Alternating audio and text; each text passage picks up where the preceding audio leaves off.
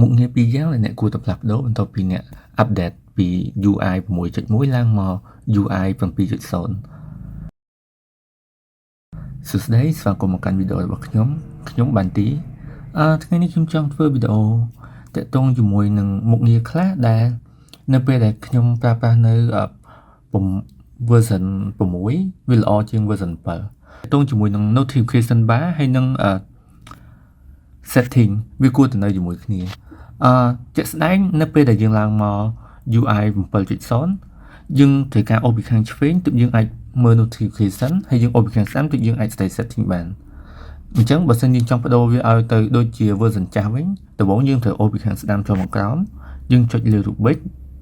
ហើយបន្ទាប់មកយើងចុចចូល panel setting ហើយយកពាក្យ together អញ្ចឹងនៅពេលយើងអូស setting លើក្រោយគឺវានឹងមកជាមួយគ្នាបែបនេះតែម្ដងអូខេតើតងជាមួយនឹងមុខងារទី2គឺ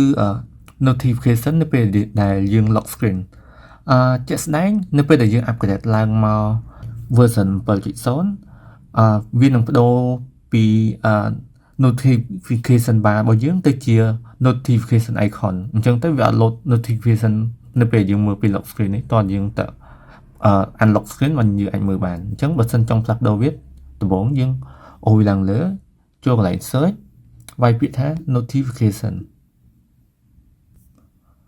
បន្តមកទៀតយើងចូលកន្លែង lock screen notification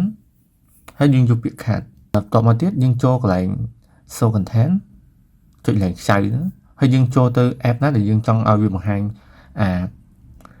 message ហ្នឹងពេលដែលយើង lock screen ហ្នឹងអាចមើលឃើញបានខ្ញុំបើកមាន Messenger មាន Telegram ហើយ WhatsApp អីចឹងវានឹងបង្ហាញដូចនៅលើអេក្រង់ដែលខ្ញុំបានបង្ហាញនេះអូខេបើសិនជាចូលចិត្តវីដេអូរបស់ខ្ញុំកុំភ្លេចចុច like និង subscribe ឬមួយក៏ follow នៅក្នុង TikTok របស់ខ្ញុំផងអរគុណជម្រាបលា